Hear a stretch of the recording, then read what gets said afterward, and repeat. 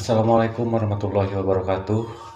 Sampurasun, salam alaika, rahayu, salam sejahtera buat kita semua. Dalam kesempatan kali ini, saya akan mencoba membahas tentang lebak Caweni.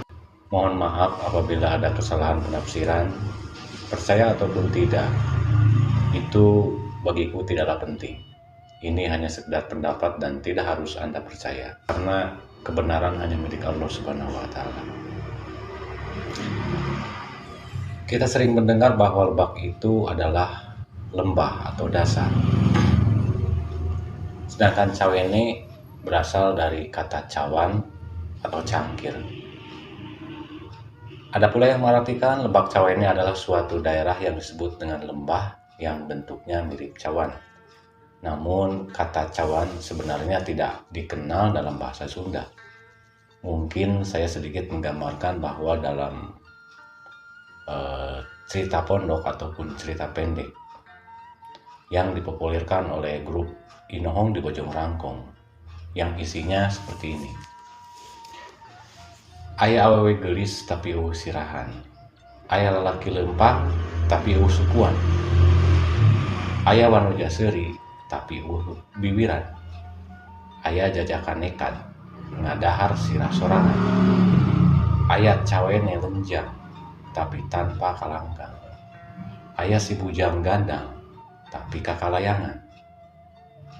Aya Inohong lempang tapi tanpa jugjugan. Malah jeung silihakan ngalegleg batur sorangan. Nah, kalau kita memperhatikan kata-kata tadi, ada kata-kata kunci seperti awewe, lalaki, wanoja, jajaka, Caweni, bujang. Jika Anda mendengar syair lagunya secara langsung, maka akan menemukan penggalan pasangan tiap baitnya.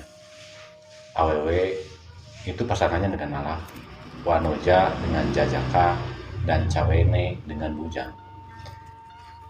Jika demikian adanya, maka pasangan Caweni adalah bujang. Sementara bujang itu serupa dengan jajaka, tapi tak sama. Artinya bujang itu lelaki yang belum menikah dan memiliki jiwa pemberani atau suka mengembala. Dalam istilah Sunda disebut bubujang.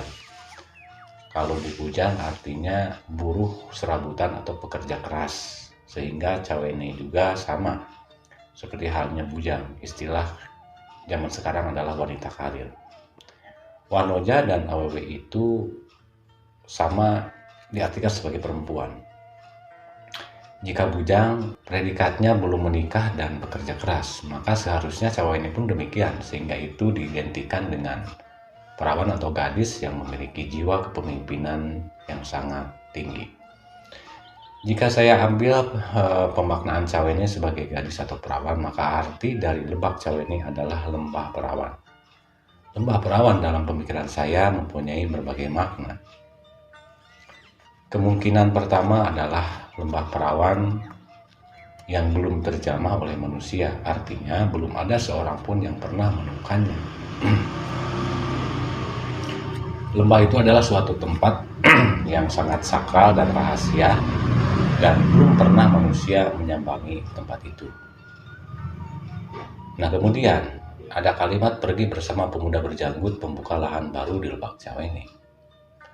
Kemungkinan kedua, lembah perawan adalah lembah tempat berkumpulnya para gadis perawan, dan pertanyaannya adalah, apakah di dunia ini ada tempat seperti itu? Jawabannya bisa iya, bisa juga tidak. Namun pemikiran saya menemukan tempat yang mutlak ada, diisi oleh para gadis perawan, mungkin saja adalah tempat-tempat yang disebut dengan nirwana atau alam sang hyang yang diisi oleh para bidadari.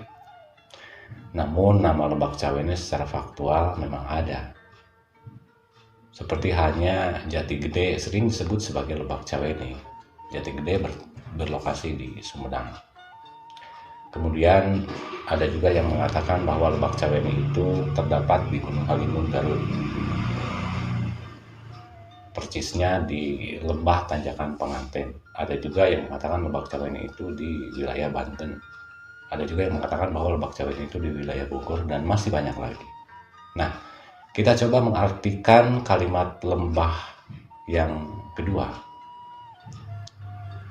Ada dua sebenarnya, yaitu lembah yang kata lembah di sini ada dua. Ada lembah yang mungkin di darat, ada juga yang di laut. Lembah yang di darat diapit oleh pegunungan, atau kemudian lembah yang di laut itu adalah palung. Nah, lembah Cawene yang di darat dengan zaman yang sudah canggih dan modern sekarang ini banyak disebutkan sosok Satria Piningit telah diketahui. Rasanya tidaklah mungkin apabila Satria Piningit pindah ke lembah yang ada di darat, dimanapun itu. Tentulah dengan mudah beliau ini akan ditemukan. Lantas apakah Satria Piningit akan muncul? Mari kita simak dalam Wangsit Siliwangi beberapa paragraf. Di antaranya adalah: Darengengkeun zaman bakal ganti deui, tapi engke lamun gunung gede geus bitu, disusul ku 7 gunung. Dengarkan, zaman akan berganti lagi, tapi nanti setelah gunung gede meletus, disusul oleh 7 gunung. Apakah ini sebenarnya akan terjadi sebuah bencana besar? Wallahu a'lam.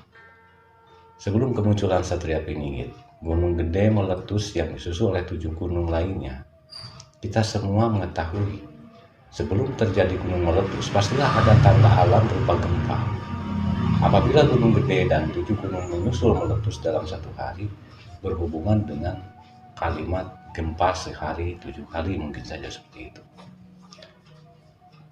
Dan kita juga tidak boleh melupakan bahwa efek daripada gempa itu sendiri atau gunung meletus memungkinkan terjadinya tsunami besar. Gunung gede ada di wilayah Jawa Barat sebenarnya, yaitu Gunung Gede Pangrango. Ada juga yang mengartikan bahwa Gunung Gede itu adalah Gunung Krakatau.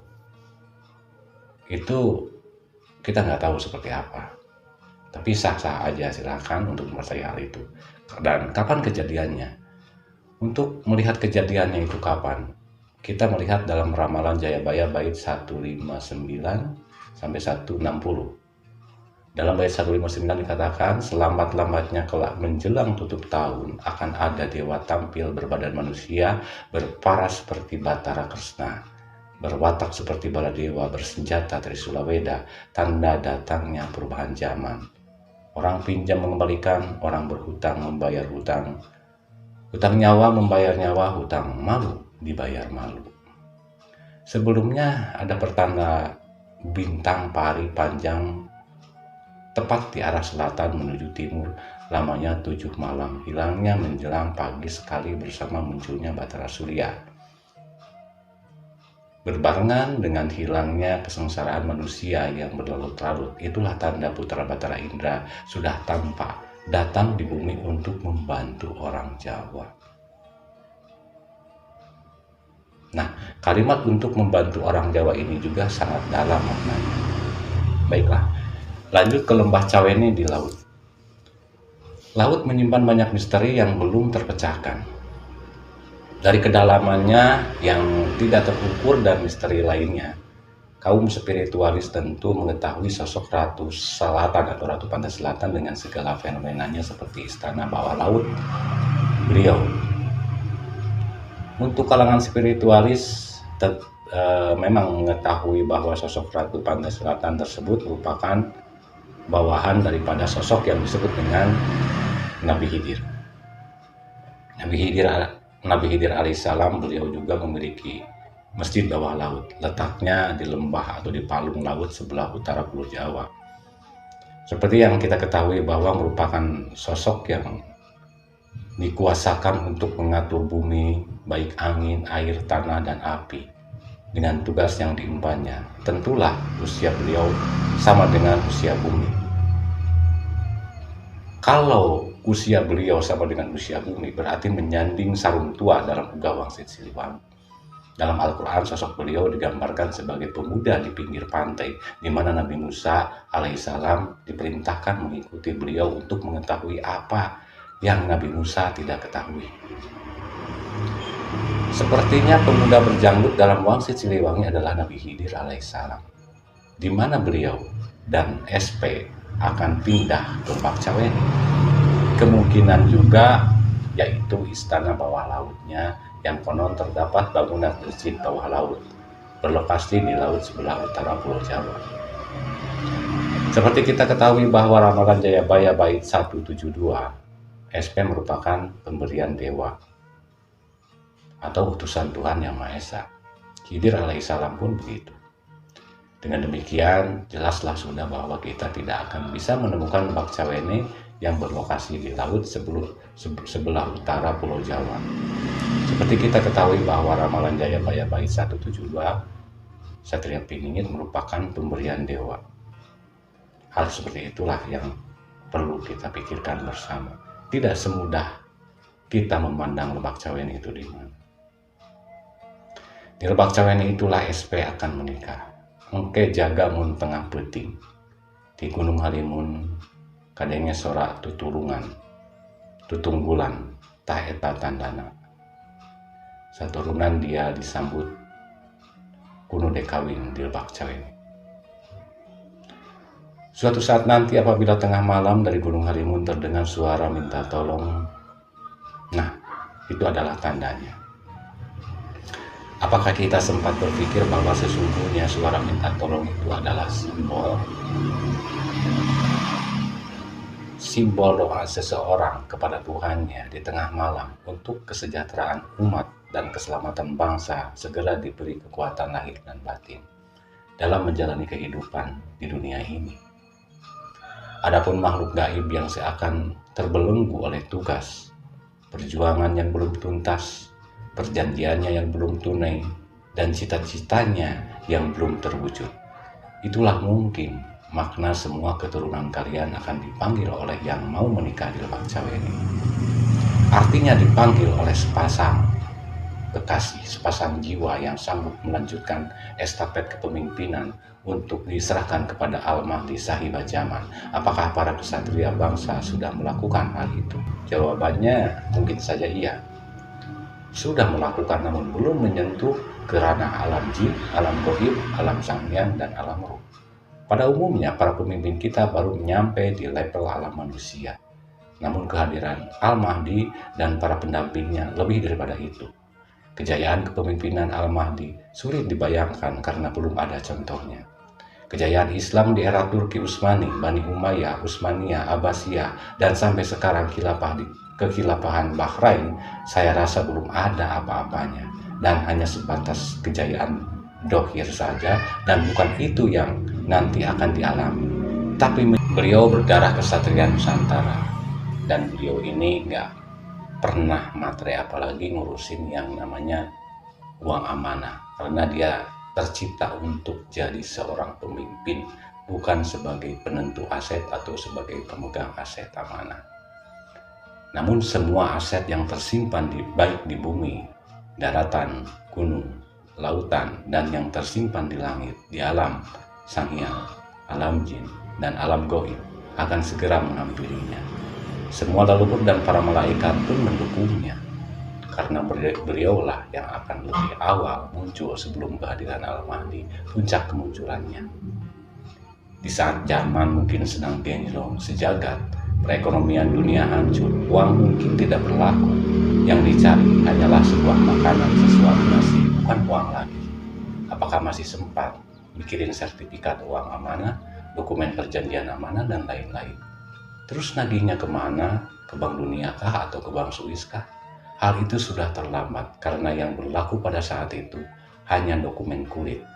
Quran yang tersirat dalam jiwa dan hatinya, itulah hakikat dokumen induk aset amanah Nusantara. Untuk gambaran mengenai genjlongnya sejagat, silahkan Anda pahami dengan minta secara nista, tetapi itu hanya ujian.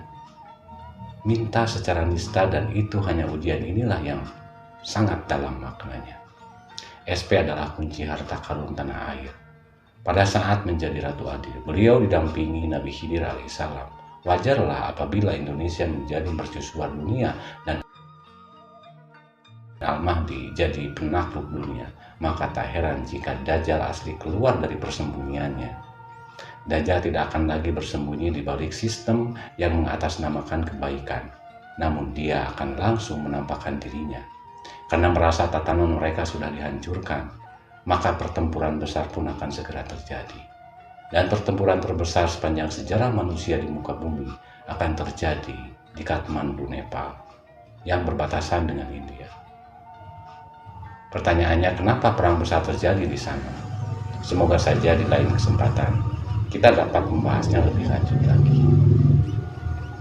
Sementara untuk kali ini, pendapat saya semoga saja bermanfaat untuk para pendengar setia agar tidak salah dalam mencari SP. Karena seperti yang saya sampaikan, akan banyak yang mengaku SP, namun semua masih berstatus sebagai calon.